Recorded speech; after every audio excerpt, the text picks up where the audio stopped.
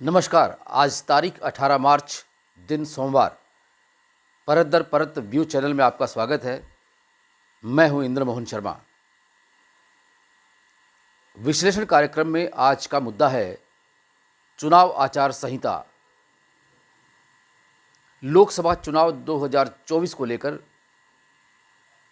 चुनाव आचार संहिता लागू कर दी गई है और इस सिलसिले में सिरसा जिले के डीसी आर के सिंह ने आज प्रेस कॉन्फ्रेंस की और उस प्रेस कॉन्फ्रेंस के दौरान उन्होंने चुनाव आचार संहिता को लेकर कई तरह की बातें बताई।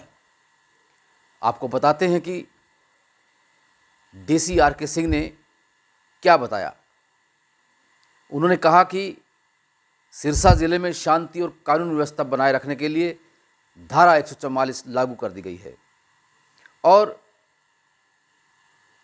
आदेशों के कहा कि इस प्रक्रिया के दौरान किसी भी तरह की कोई भी कोताही नहीं करने दी जाएगी। उन्होंने ये भी कहा कि आर्म्स एक्ट 1959 के तहत सभी लाइसेंस धारकों को भी आदेश दिए गए हैं कि वे अपने सभी हथियार नज़दीकी पुलिस थानों में अथवा मंजूर शुदा आर्म डीलर्स के पास जमा करवाएं। उन्होंने कहा कि तनाव, परेशानी, साधारण दिनचर्या में बाधा, जान माल की हानि और किसी भी तरह की शांति व्यवधान में दंगे होने की आशंका में सार्वजनिक स्थानों पर शांति एवं कानून व्यवस्था बनाए रखनी बहुत ज़रूरी है। इसके अलावा उन्होंने कहा कि भारतीय दंड संहिता की धारा 188 के अनुसार दंड के भागीदार होंगे। उन्होंने कहा कि यह आदेश पुलिस विभाग और अन्य सार्वजनिक क्षेत्र में कार्य कर रहे सरकारी अधिकारी कर्मचारियों पर जो अपनी ड्यूटी पर तैनात होंगे उन पर लागू नहीं होगा। इसके साथ उन्होंने यह भी कहा कि चुनाव व मतदान संबंधी जानकारी के लिए जिले में स्थापित टोल फ्री नंबर 1950 की स्थापना की गई है। इस टोल फ्री नंबर पर आमजन चुनाव से संबंधित सभी प्रकार की जानकारी प्राप्त कर सकते हैं। उन्होंने ये भी कहा कि अगर कहीं चुनाव आचार संहिता का उल्लंघन होते हुए नजर आए तो उसकी भी सूचना इस नंबर पर, टोल फ्री पर 1950 पर दी जा सकती है। उन्होंने कहा कि 29 अप्रैल को नोटिफिकेशन जारी किया जाएगा और लोकसभा चुनाव के प्रदेश में नोटिफिकेशन 29 अप्रैल को जारी किया जाएगा और उम्मीदवार 6 मई तक नामांकन कर सकेंगे। 7 मई को नामांकनों की छंटनी होगी जबकि 9 मई तक उम्मीदवार अपना नाम वापस ले सकेंगे। इसके अलावा 25 मई को मतदान होगा हरियाणा में। उन्होंने कहा कि सभी लोग जो भी मतदाता हैं वो अपने वोट का इस्तेमाल अवश्य करें। 25 मई को अधिक से अधिक वोटों का मतदान होना चाहिए। और इसके साथ ही उन्होंने ये भी कहा कि सोशल मीडिया पर और प्रिंट मीडिया पर भी पूरी नज़र रखी जाएगी।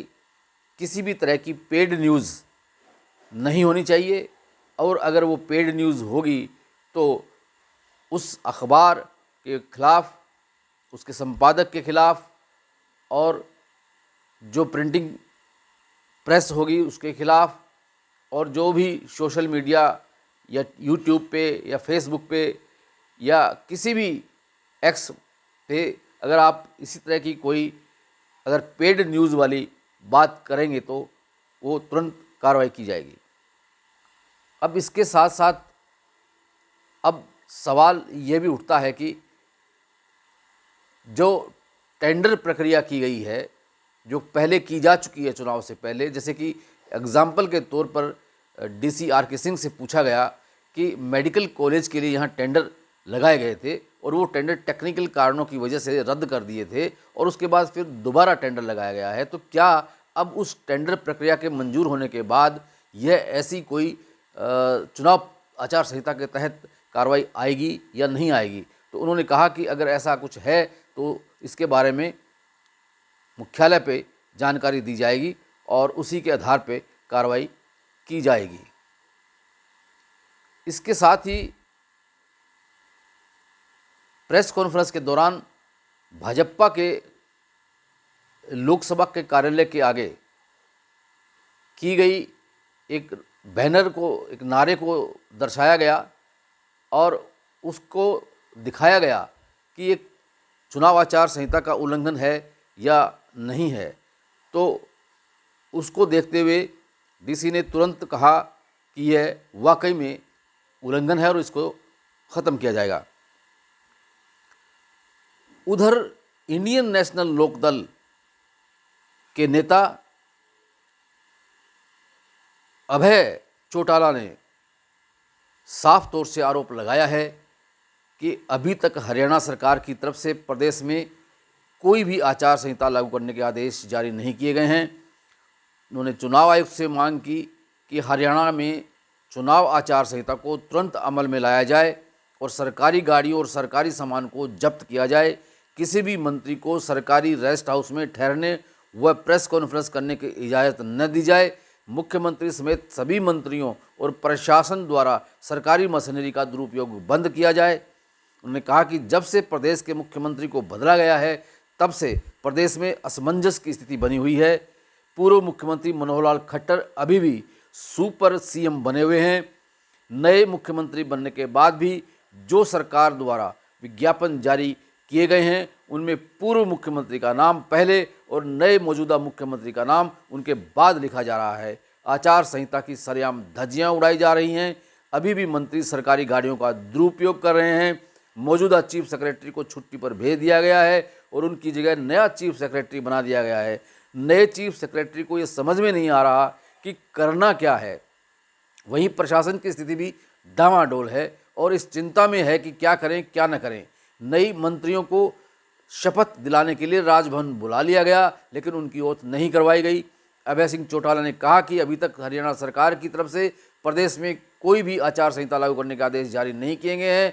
उन्होंने चुनाव आयुक्त से हरियाणा में आचार संहिता को तुरंत अमल में लाने की मांग की और कहा कि सरकारी गाड़ियों और सरकारी सामान की जब्त किया जाए। किसी भी मंत्री को रेस्ट हाउस में, सरकारी रेस्ट हाउस में ठहरने व प्रेस कॉन्फ्रेंस करने की इजाज़त न दी जाए। अब देखना यह है कि चुनाव आचार संहिता सही तरह से लागू होगी या नहीं होगी। इस पर हमारी परत दर परत न्यूज़ चैनल की भी कड़ी पैनी नज़र रहेगी। विश्लेषण कार्यक्रम में आज इतना ही। कल फिर किसी नए मुद्दे पर आपके साथ रूबरू होंगे।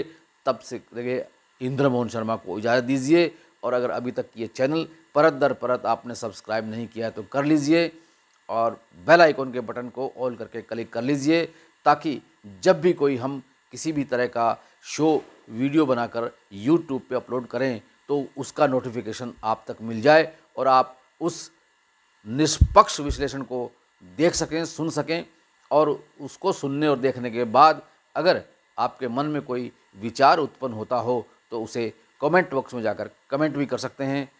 यह वीडियो अगर आपको पसंद आया है तो इसे लाइक कीजिए और इसको अपने परिचितों को, मित्रों को शेयर कीजिए।